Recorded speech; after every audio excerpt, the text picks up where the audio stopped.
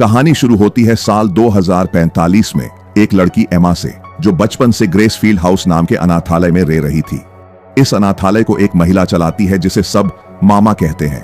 मामा ही सभी बच्चों की देखभाल करती है। अब एमा 15 साल की हो चुकी है, इसीलिए वो भी मामा की मदद करती है और छोटे बच्चों का ख्याल रखती है। उसके दो खास दोस्त भी हैं, नॉर्मन और रे।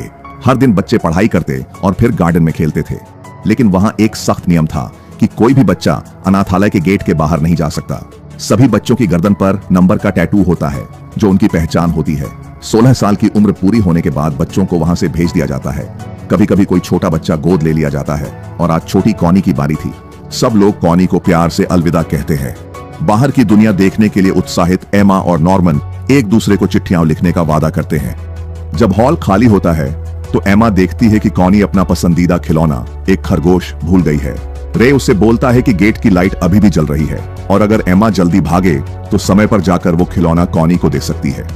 नॉर्मन मना करता है क्योंकि रात में बाहर जाना मना है, लेकिन एमा की उदासी देखकर वो मान जाता है। एमा और नॉर्मन भागते हुए गेट तक पहुंचते हैं। वहां सब सुनसान था, सिर्फ एक ट्रक खड़ा था। एमा पर्दा हटाकर झांकती है और जो वो देखती है उसे देखकर इतनी चौंक जाती है कि उसके हाथ से खरगोश गिर जाता है।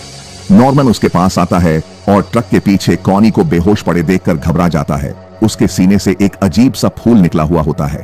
इतने में उन्हें कुछ आवाजें सुनाई देती हैं और वो दोनों डरकर ट्रक के नीचे छिप जाते हैं। तभी उनके सामने जमीन पर एक बहुत बड़ा पंजा पड़ता है। वो देखते हैं कि वहां भयानक राक्षस खड़े थे जो अनाथालय को एक तरह का फार्म कहते हैं और बच्चों को खाना समझते हैं। तभी मामा वहां आती है। एमा ये देखकर टूट जाती है कि मामा बच्चों को राक्षसों को बेच रही है। तभी एक राक्षस ट्रक के नीचे कुछ सूंघता है, लेकिन वहां सिर्फ कॉनी का खिलौना होता है। एमा और नॉर्मन तब तक भाग चुके होते हैं। अगले दिन एमा मुस्कुराने की कोशिश करती है, लेकिन अंदर से डर और गुस्से से भरी होती है। अब उसे सच्चाई समझ में आने लगी है।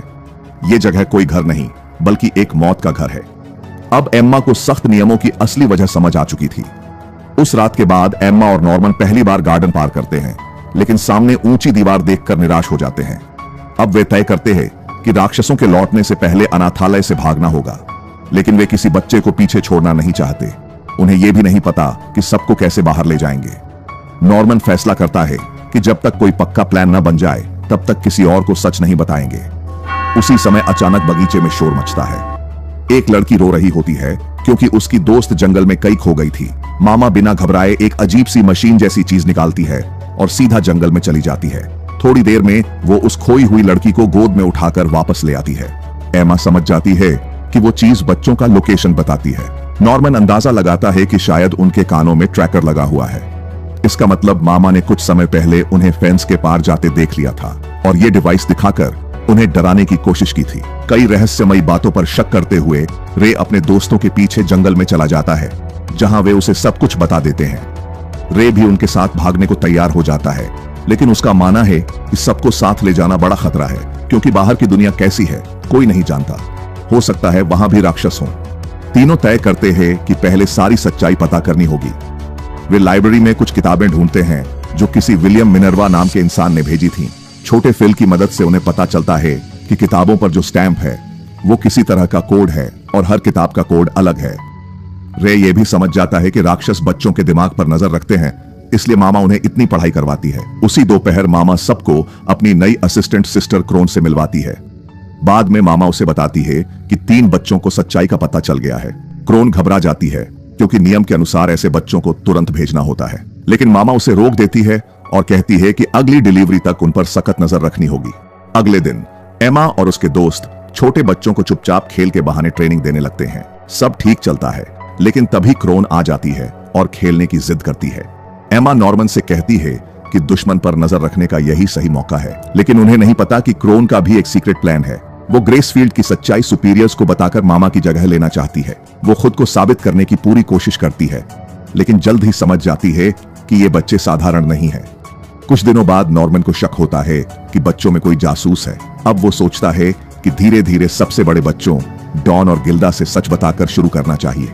डॉन को एमा और नॉर्मन की बातों पर यकीन नहीं होता और वो गुस्से में आकर रे को घूंसा मार देता है, लेकिन गिल्डा एमा पर भरोसा करती है और डॉन को समझाने में मदद करती है। फिर नॉर्मन एमा और रे को बताता है कि उसने दो अलग अलग जगहों पर दो रस्सियां छुपाई हैं और ये जगहें उसने उन दोनों को अलग अलग बताई है। उसका कहना था कि अगर इनमें से कोई रस्सी गायब हो गई तो उन्हें जासूस का पता चल जाएगा।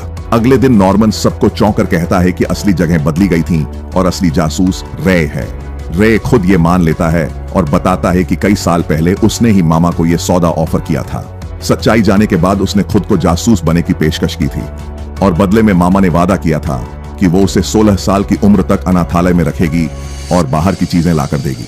सबको गुस्सा आता है, लेकिन नॉर्मन ध्यान देता है कि असली रस्सी अभी भी वहीं थी, सिर्फ बदली गई थी। इसका मतलब है कि रे ने मामा को सब कुछ नहीं बताया। रे कहता है कि अब उसने मन बदल लिया है क्योंकि उसे अपने दोस्तों से लगाव हो गया है। वो बताता है कि यह सब पहले से ही उसका डबल एजेंट बनने का प्लान था। उसने खुद कॉनी का खिलौना चुराया था ताकि बाकी लोग सच्चाई जान सकें। वो ये भी कहता है कि उसने कानों में लगे ट्रैकर देखे हैं और उसे पता है कि उन्हें कैसे बंद करना है। एमा ये सब सुनकर अपने दोस्त को माफ कर देती है और उसकी तकलीफ समझती है। नॉर्मन भी मानता है कि अब रे उनके लिए बहुत मददगार साबित हो सकता है। बाद में रे नॉर्मन को वो सब कुछ दिखाता है जो उसने कमरे की जमीन के नीचे छिपा रखा था। एमा के बिना रे फिर से नॉर्मन से कहता है कि सब बच्चों को साथ ले जाना गलत होगा, ये पागलपन है। वो सुझाव देता है कि नॉर्मन एमा को धोखे से भरोसा दिलाए कि सब मिलकर भागेंगे ताकि एमा सहयोग करे, लेकिन नॉर्मन कहता है कि वो एमा से प्यार करता है और उसे कभी रुला नहीं सकता। उधर रे मामा को बताता है कि नॉर्मन उसे जहर देने वाला है। मामा उसे धन्यवाद देती है, लेकिन साथ ही बताती है कि अगली डिलीवरी जनवरी में है जब रे 16 साल का होगा। डॉन और गिल्डा अब इस योजना का हिस्सा बन जाते हैं। तभी क्रोन आती है और एक अजीब प्रस्ताव देती है। वो दिखाती है कि उसके गले पर भी टैटू है और सीने पर एक गहरा निशान है जहां ट्रैकर लगा था। वो बोलती है अगर वो बाहर गई तो ट्रैकर उसे सेकंड्स में मार देगा। उसे आजादी की कोई उम्मीद नहीं, लेकिन वो इस मौके का इस्तेमाल मामा को हटाने के लिए करना चाहती है। भरोसे के तौर पर वो बताती है कि मामा का असली नाम इजाबेला है और ये जगह यूनिट 3 है। क्रोन कहती है कि अगर वे और जानना चाहते हैं तो आज रात उसे मिले। एमा उस पर भरोसा नहीं करती और सभी को सतर्क रहने को कहती है, लेकिन फिर उसे मिलने को तैयार हो जाती है। क्रोन के रूम में, जहां वो बताती है कि उसने कभी बाहर की दुनिया नहीं देखी, लेकिन वो जानती है कि यह सब इंसानों और राक्षसों के बीच एक लंबी लड़ाई के बाद हुआ। जब इंसानों और राक्षसों के इलाके अलग हुए तो कुछ इंसानों को समझौते के तहत पीछे छोड़ दिया गया ताकि वे इंसानों को खाने के लिए तैयार करने का काम संभाल सकें। लेकिन जब वे बिना मामा के खिलाफ कोई ठोस जानकारी दिए चले जाते हैं तो वो बहुत नाराज हो जाती है। रे जिस चीज का इंतजार कर रहा था वो एक कैमरा होता है। जैसे ही वो कैमरा लेने जाता है, मामा उसे याद दिलाती है कि उसके पास अब सिर्फ 2 महीने का वक्त बचा है। रे सब बच्चों को एक ग्रुप फोटो के लिए बुलाता है और अपने दोस्तों से कहता है कि उसके पास अब योजना के लिए सब कुछ है। इस पर शक करते हुए क्रोन अचानक रूम की तलाशी लेती है। तभी ये सब गिल्डा देख लेती है। गिल्डा तुरंत सबको बता देती है और बच्चे अपनी सारी चीजें दूसरी जगह छिपा देते हैं, उसी गुल्लक में जो क्रोन पहले ही देख चुकी होती है। लेकिन क्रोन को जमीन के नीचे का हिस्सा संदिग्ध लगता है, इसलिए वो सब कुछ दोबारा चेक करने लगती है। जैसे ही वो गुल्लक में हाथ डालती है, मामा आ जाती है और फिल उस मौके का फायदा उठाकर अपना खिलौना ले लेता है। इसके बाद मामा क्रोन को बताती है कि उसे तुरंत ट्रांसफर किया जा रहा है। क्रोन जाते जाते रूम में एक चीज छिपा देती है। गेट पर पहुंचने पर क्रोन की मुलाकात होती है एक बुजुर्ग औरत और राक्षस से। वो मामा के खिलाफ सब कुछ बताने की कोशिश करती है, लेकिन बुजुर्ग औरत मामा का साइड लेते हुए क्रोन को उस राक्षस के हवाले कर देती है। वो उसके सीने में फूल चुभा देता है। अंत में जब बच्चे अपनी योजना पर काम शुरू करते हैं तो रे मामा का ध्यान भटकाने के लिए उसे झड़ देने का नाटक करता है, लेकिन मामा चाल समझ जाती है और उसे कमरे में बंद कर देती है। जैसे ही मामा घर से बाहर आती है, डॉन रे को बचाने भागता है। रे दरवाजा तोड़ता है और उसी पल डॉन कमरे में पहुंच जाता है। मामा एमा और नॉर्मन को दीवार के पास पकड़ लेती है और पहली बार सच्चाई बताती है। वो कहती है कि वो सब बच्चों से प्यार करती है, इसलिए उन्हें मरने से पहले खुश रखती है। लेकिन एमा उसकी बातों को नहीं मानती और उस पर हमला करती है, जिसे मामा उसका पैर तोड़ देती है। जब सब लोग आते हैं तब मामा सबको बताती है कि अगली सुबह नॉर्मन को ले जाया जाएगा। नॉर्मन दुख में डूबा हुआ दिन बिताता है और कहता है कि वो अपने दोस्तों की जान खतरे में नहीं डालना चाहता, लेकिन एमा और रे उसे ऐसा करने नहीं देते। एमा पूछती है कि रे को ग्रेसफील्ड की सच्चाई कैसे पता चली, तो वो बताता है कि वो एक जगह पर था जिसे हेडक्वार्टर्स कहा जाता है, जहां उसने राक्षसों और कई बच्चों को देखा था। ग्रेसफील्ड के गेट एक ऐसी जगह पर खुलते हैं जहां से भागना नामुमकिन था। यही वजह है कि उस रास्ते से कोई बाहर नहीं जा सकता। ये सब समझाने के बाद रे नॉर्मन को एक डिवाइस देता है जिसे वो अपने कान के ट्रैकर को बंद कर सके और अगली सुबह भागने की कोशिश करे। अगर वो भाग ना पाए तो उसे छिपकर इंतजार करना होगा जब तक एमा की टांग ठीक नहीं हो जाती, ताकि मामा को लगे कि वो सच में भाग गया। रूम पर लौटते समय नॉर्मन अपने बेड के पास की ड्रॉर खोलता है और उसे वही पेन मिलता है जो क्रोन छोड़ गई थी। अगली सुबह मामा ब्रेकफास्ट के दौरान सबको बताती है कि आज नॉर्मन को गोद लिया जाएगा। बच्चे खुश होकर उसे कहते हैं कि उन्हें चिट्ठियां लिखना न भूलना, लेकिन बड़े बच्चों के चेहरे पर गुस्सा साफ नजर आता है, क्योंकि पहली बार उन्हें सच्चाई पता है। जब सब बाहर खेलने जाते हैं, डॉन और गिल्डा नॉर्मन के साथ फेंस तक जाते हैं और एमा और रे बगीचे में छिपे रहते हैं। नॉर्मन फेंस पार कर दीवार पर रस्सी फेंकता है और ऊपर चढ़ जाता है। उसी वक्त मामा बच्चों के साथ खेल रही थी, लेकिन जैसे ही उसे पता चलता है कि नॉर्मन गायब है, वो जल्दी से ट्रैकर चेक करती है। लेकिन असली चौंकाने वाला पल तब आता है जब नॉर्मन वापस जंगल से निकलता है। रात को नॉर्मन बताता है कि दीवार के उस पार एक गहरी खाई है। उसने ऊपर से जो देखा उसका नक्शा बनाता है और बताता है कि एक पुल भी है जिसे सब लोग निकल सकते हैं। वो डिवाइस लौट आते हुए कहता है कि उसने इसे इस्तेमाल नहीं किया। तब एमा और रे समझ जाते हैं नॉर्मन कभी भी भागने का इरादा नहीं रखता था, उसने बस दिखावा किया था ताकि सब शांत रहे।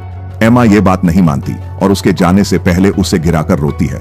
उसे रिक्वेस्ट करती है कि वो अपनी जान बचाए, लेकिन नॉर्मन नहीं मानता और वादा करता है कि वो चिट्ठियां लिखेगा। फिर मामा उसे गेट तक लेकर जाती है और उसे अकेला छोड़ देती है। थोड़ी देर बाद एक आदमी आता है जो खुद को इस दुनिया का सुपरवाइजर बताता है। वो नॉर्मन से कहता है कि राक्षसों को जिंदा रहने के लिए इंसानी दिमाग चाहिए होता है और उसका बलिदान किसी और इंसान को आजादी देगा। नॉर्मन उसे पूछता है, क्या बाहर कोई इंसान है जो इन बच्चों की मदद करना चाहता हो? वो बोलता है कि शायद थे, लेकिन अब सब गायब हो चुके हैं। नॉर्मन फिर भी उम्मीद नहीं छोड़ता और मुस्कुराते हुए कहता है कि जरूर कोई होगा जो मदद करेगा। सुपरवाइजर मानता है कि नॉर्मन एक खास बच्चा है जो डर की जगह उम्मीद में जीता है और राक्षस के आने पर भी शांत रहता है। नॉर्मन के जाने के बाद रे और एमा दोनों बहुत दुखी हो जाते हैं। उनमें अब भागने की कोई हिम्मत नहीं बचती।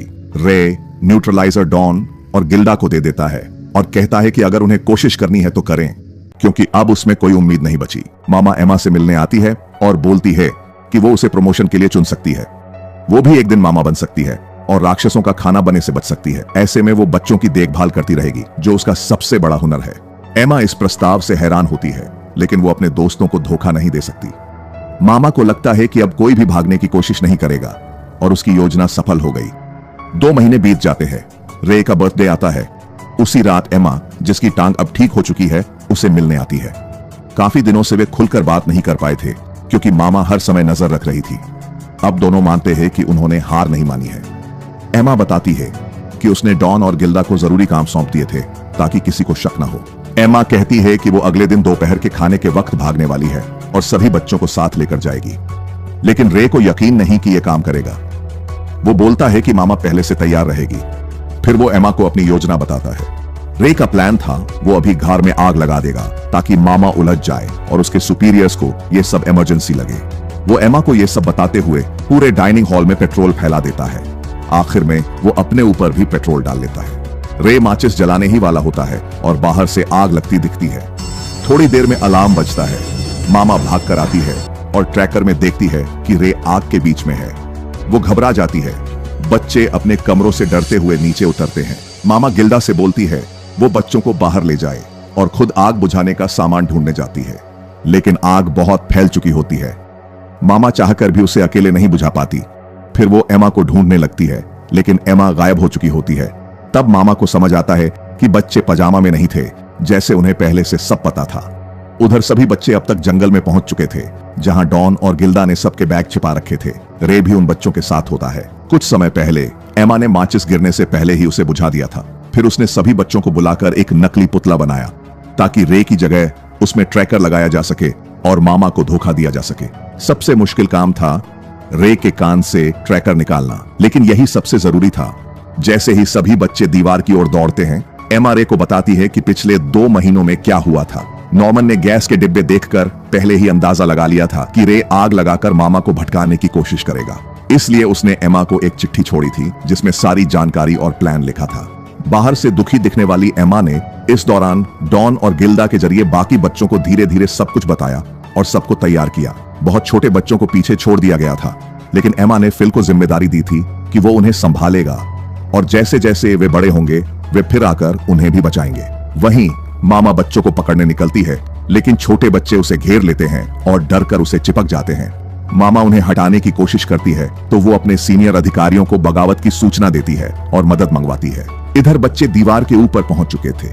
एमा को हैरानी होती है कि हेडक्वार्टर का अलार्म जल्दी बज गया, लेकिन उसके पास एक आखिरी चाल बाकी थी। वो अब रे को बताती है कि वे ब्रिज की ओर नहीं जा रहे हैं क्योंकि दुश्मन वहीं पर उनकी प्रतीक्षा कर रहे होंगे। नॉर्मन ने चिट्ठी में एक ऐसा पॉइंट बताया था जहां खाई सबसे पतली है। डॉन वहीं पर रस्सी फेंकर रास्ता बनाता है। सब एक एक कर रस्सी से पार जाने लगते हैं। एमा सबसे आखिर में जाती है। तब तक मामा दीवार पर आ जाती है और एमा को रोकने की कोशिश करती है। वो कहती है कि वो भी कभी भागना चाहती थी, लेकिन डर कर रुक गई। एमा जवाब देती है कि वो अकेले नहीं जा रही और अगर इंसानों के लिए जगह नहीं है तो वे नई जगह बना लेंगे। मामा गुस्से में रस्सी काटने की धमकी देती है जब तक एमा दूसरी तरफ पहुंचती, लेकिन कर नहीं पाती। उसे अपनी पुरानी बातें याद आती हैं और तभी ये सच्चाई सामने आती है कि रे असल में उसका बेटा है। फिर मां लौटकर अनाथालय में छोटे बच्चों से माफी मांगती है। जंगल में एमा उस पेन को निकालती है जो नॉर्मन ने दिया था। उसमें एक खास डिवाइस होता है जो एक निशान और उड़ता हुआ उल्लू दिखाता है जो उन्हें एक सुरक्षित जगह तक ले जाएगा। अगले दिन मामा को एमा और रे को भागने देने की सजा दी जाती है। एक राक्षस आता है और उसके सीने में फूल डालता है। वहीं बच्चे एक पहाड़ी पर चढ़ते हैं और दूर तक फैले उस नए संसार को देखते हैं जहां अब वे आजादी से जी सकेंगे। इसी के साथ ये मूवी यही खत्म होती है। आप कमेंट करके बताइए आपको ये मूवी कैसी लगी। इसी तरह एक बेहतरीन एक्सप्लेनेशन के लिए चैनल को सब्सक्राइब और एक लाइक जरूर करें।